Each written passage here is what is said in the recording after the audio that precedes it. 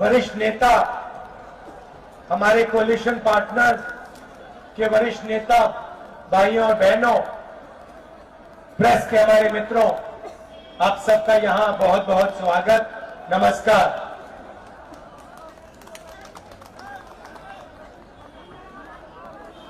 सबसे पहले मैं अधीर जी और बंगाल की जनता, बंगाल के हमारे कार्यकर्ताओं का दिल से धन्यवाद करना चाहता हूं कि पिछले 2-3 दिनों में आपने यात्रा को इतना सफल बनाया, इतनी ऊर्जा, इतनी शक्ति, इतनी मोहब्बत आपने हमारी यात्रा में डाली। धन्यवाद अधीर जी।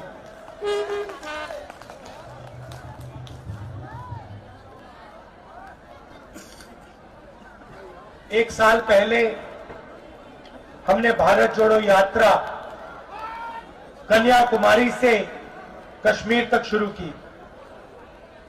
यात्रा का लक्ष्य जो आरएसएस और बीजेपी के लोगों ने देश में नफरत और हिंसा फैला रखी है, उसके खिलाफ खड़ा होना और उनकी विचारधारा के सामने हमारी विचारधारा, मोहब्बत की विचारधारा, भाईचारे की विचारधारा रखने की थी। यात्रा में एक लाइन में हमारी पूरी की पूरी सोच, एक लाइन में, एक नारे में यात्रा से निकली। नफरत के बाजार में मोहब्बत की दुकान खोलनी है, और जहां भी ये नफरत का बाजार खोलते हैं वहां कांग्रेस पार्टी, हमारे अलायंस पार्टनर मोहब्बत की दुकान खोल देते हैं। इस यात्रा में हमने न्याय शब्द भी जोड़ा। पिछले साल काफी लोगों ने हमें कहा कि कन्याकुमारी से कश्मीर आप चल लिए, बंगाल, मणिपुर, नागालैंड, अरुणाचल, झारखंड, छत्तीसगढ़, उड़ीसा, इन प्रदेशों का क्या होगा। बहुत सारे लोगों ने कहा कि आपको दूसरी यात्रा भी करनी चाहिए, झारखंड में से निकलना चाहिए, बंगाल, उड़ीसा, बाकी स्टेट्स में से भी निकलना चाहिए।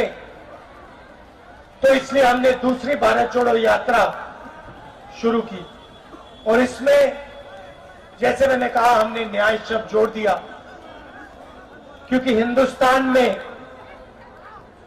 आज करोड़ों लोगों के साथ अन्याय हो रहा है। यहां पे हजारों युवा हैं। आप चाहो भी तो नरेंद्र मोदी के हिंदुस्तान में आपको रोजगार नहीं मिल सकता। सही बात है, गलत बात है? ठीक से बोलो, सही है। दिल्ली तक सुनाई देना चाहिए। क्यों? क्योंकि नरेंद्र मोदी ने नोटबंदी की, गलत जीएसटी लागू की, और जो छोटे व्यापारी हैं, स्मॉल एंड मीडियम बिजनेस जो चलाते हैं, उनको नोटबंदी से, जीएसटी से उनको खत्म कर दिया। तो जो हमारी रोजगार की रीढ़ की हड्डी है, उसको नरेंद्र मोदी जी ने, बीजेपी ने तोड़ दिया। और नतीजा यह है कि हिंदुस्तान में आज करोड़ों युवा हैं, मगर 40 साल से सबसे ज्यादा बेरोजगारी हमारे इस देश में है, क्योंकि नरेंद्र मोदी जी चाहते हैं कि युवाओं को रोजगार ना मिले और हिंदुस्तान के 2-3-4 अरबपति इस देश का पूरा धन उठा के ले जाए। तो हमने आर्थिक अन्याय,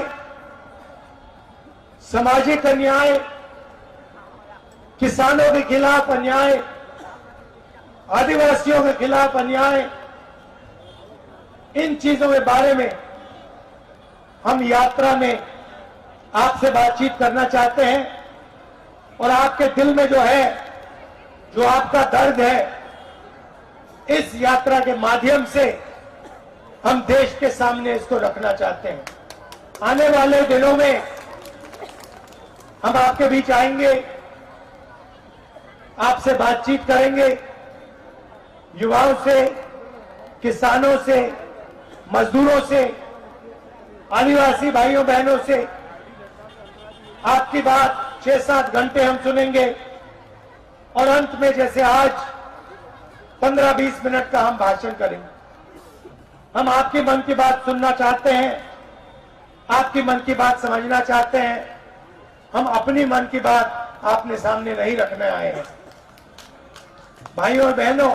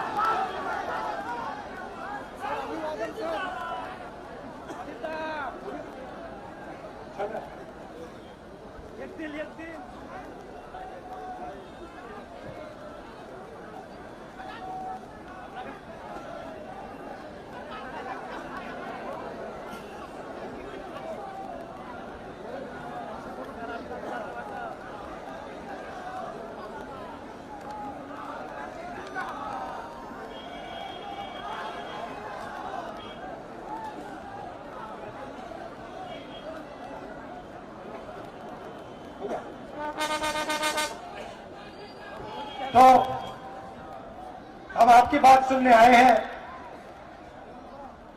आपके दिल में जो है वो समझने आए हैं।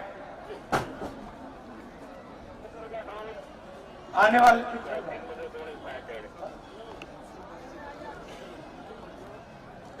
तो ये मेरा आज के लिए मैसेज था।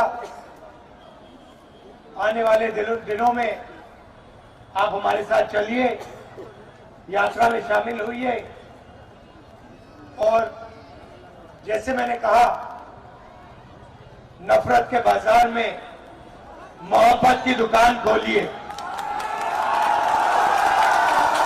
आखिरी बात मैं कहना चाहता हूं, आपने देखा कि आपने जो सरकार चुनी थी,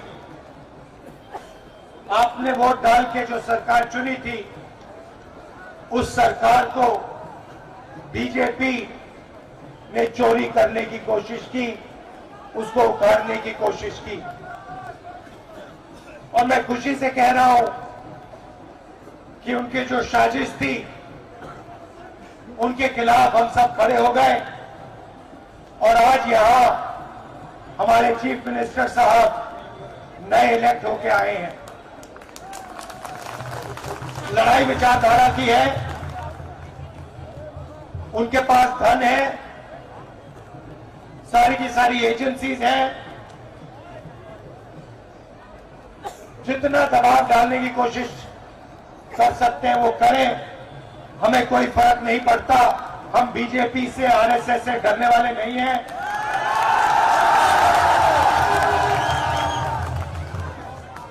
तो मैं झारखंड की जनता को बधाई देना चाहता हूं कि आप डरे नहीं, आप पीछे नहीं हटे।